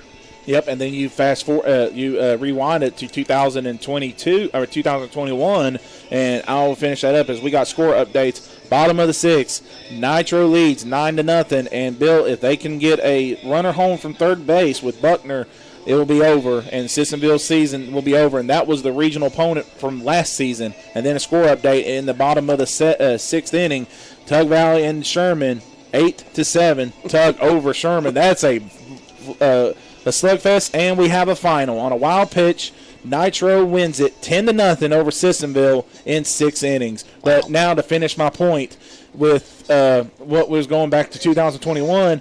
2021, it was a shortened season. Logan didn't have a hot trip up to Bridgeport and then come back. They get beat by Man, but Man actually out-hit them and outplayed them that entire game. And all it took was one hit from Tyler Fenwick to hit over the first baseman's head, Brady Hall Montgomery, to maybe give Logan the win, except Hall Montgomery made a spectacular jumping catch to give Logan a stunning loss. And since that loss, Logan went on a run, and they ended up winning their first state championship of 2. And then, like you said, back in 2022, coming back from the beach, Logan thought Independence was the team to match with them. They thought they could handle Independence, and turns out Independence handled them, and then Logan took that loss, and they haven't looked back since. And now we fast forward to this season with losses to Scott, Sissonville, Chapmanville, Winfield, and Nitro, teams that Logan has handled in the past pretty soundly. They got the best of Logan this year, and Logan's took those to heart, especially that 1-0 loss to Nitro. Not giving anything to knock on Nitro Wildcats, but the way Logan has handled them in the past season, they felt like that was an embarrassing loss to them, that they shouldn't have lost the way they did on a 1-0 ball game to Nitros. But you have to give the credits to Sam Sheets that ball game. We covered that game. He could not miss the strike zone. He was on fire. Nothing you could have done to stop him. You couldn't even put out a wrecking ball to hit that baseball. He still would have struck you out. That's just how hot he was, if people got my reference on that. So Logan took that loss to heart, and now they're on this run that we've seen in the past, Bill. Yeah, their last loss was to Nitro. And this is the team that Logan is putting on the field. They know this senior class has been there. They've done it. They've been to the top. They've been to the bottom. And for those who are wondering who's been at the bottom, they didn't have their freshman season. So they've been there. They've seen it all slip away from their hands, and they've seen it in the graphs, and where they grabbed the glory ring is the state championship. So Logan is putting it together, and they're putting it together at the right time with a big blowout victory over the Chapmanville Tigers, 13-3, the number 1 ranked Chapmanville Tigers. Well, when we started this tournament on Monday, we had 10 teams, 5 teams in each section. Now we're down to the final 3 teams in each section, and tomorrow we will eliminate one more team, and we'll be left with 4 teams left in the Region 4 tournament for Section 1 and Section 2. Tomorrow in Section 1, we'll have the 2-seed Point Pleasant hosting the Nitro Wildcats. The 3-seed Point Pleasant defeated Nitro 8-5 on Tuesday night at Point Pleasant High School. So that is a rematch. The winner of that one will advance into Saturday's championship game against Winfield, where Winfield has to be beaten twice in order to advance to the regional tournament, the best-of-3 format, in a couple of weeks.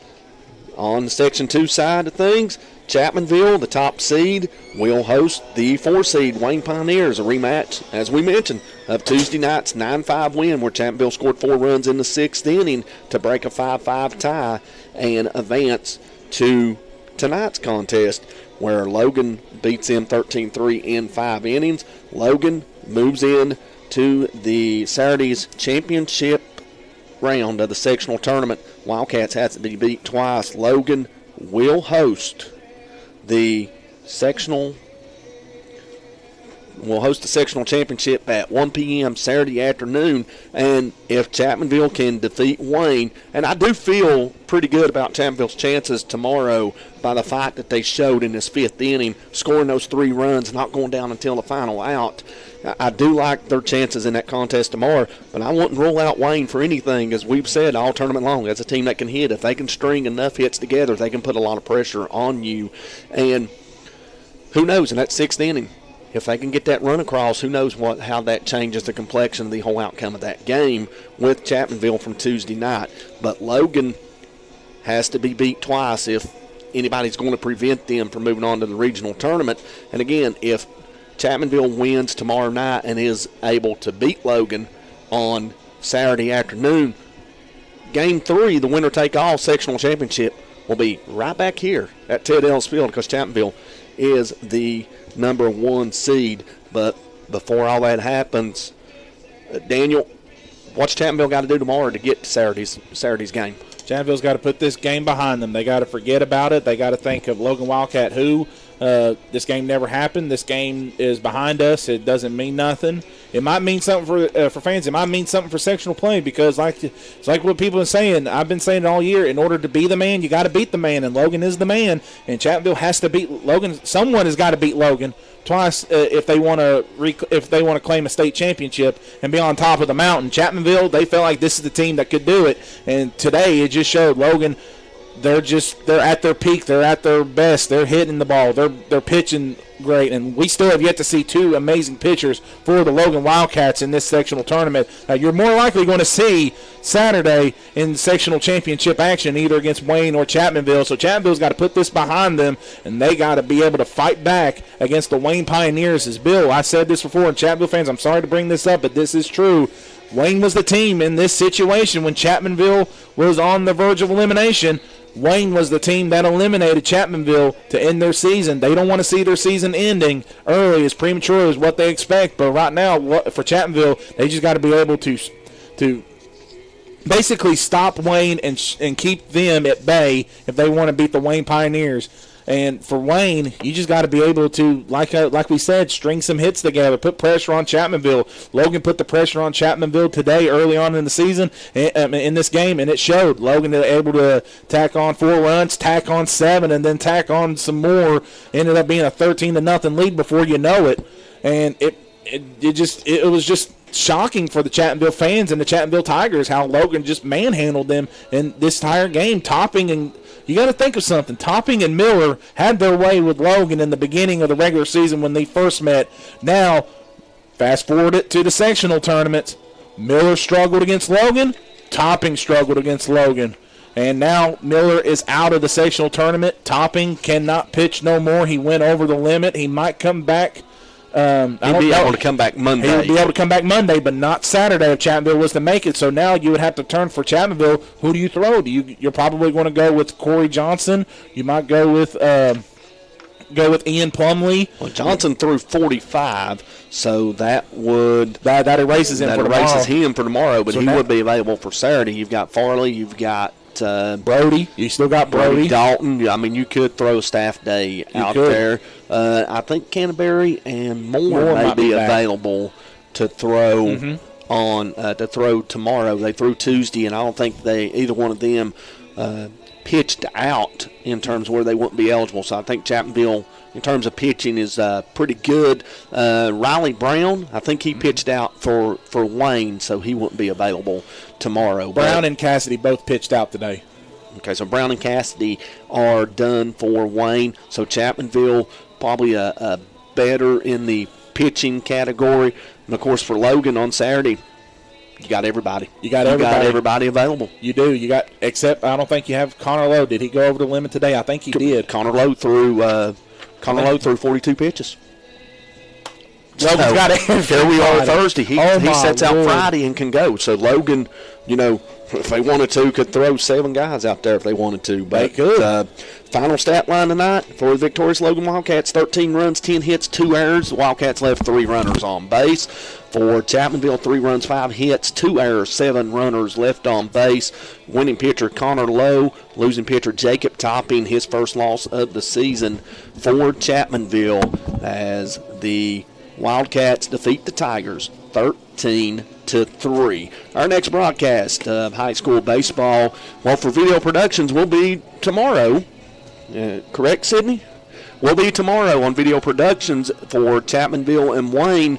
As for high school baseball on WVOW and myself, WVOW, sorry, get a little tongue-tied when I say it so quick, but myself and Daniel will be at William Tootie Carter Field for the Man High School Hillbillies as they host an elimination game against either Sherman or Tug Valley. As it stands, that game is going to the 7th inning. Tug Valley is clinging to an 8-7 lead, and if the Panthers are able to hold on, they will advance to the elimination round, where the winner of that game between Man and Tug Valley will play Buffalo on Saturday evening at 6:30 at Buffalo High School.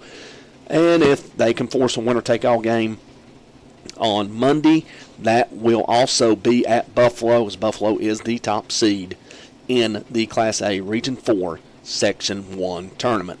Well, once again, that's going to do it for our broadcast here tonight from Ted Ellis Field. Special thanks to Video Productions, our producer from Video Productions, Sydney Mayo, our cameraman, Robbie Mounts. They do a fantastic job, and Butch Mounts runs a class organization to bring you the quality that he can to bring you this action on live stream video. And on WVOW, our studio engineer, Hunter Gibson, big thanks to him. He's always one of the best back in the studios, as is Seth Estep and Tanner Thomas as well. Tanner Thomas got us on the air tonight before before Hunter came in and took over for the rest of the night. But that's going to conclude our broadcast here tonight, where once again, Chapmanville falls to the Logan Wildcats 13-3 in 5 innings. The Wildcats advance to the sectional championship, where they host at 1 p.m. on Saturday afternoon against either Chapmanville or Wayne. And again, our next broadcast will be tomorrow evening from William Tootie Carter Field, pregame starting at 6:20 p.m., first pitch at 6:30 with the Man Hillbillies and either the Tug Valley Panthers or Sherman Tide. I'd like to thank everybody for watching on Video Productions or listening on WVOW. For Daniel Miller, I'm Bill Lusk, saying so long and stay tuned for Game 6 of the NBA playoffs, the Boston Celtics and the Philadelphia 76ers. Good night and safe travels.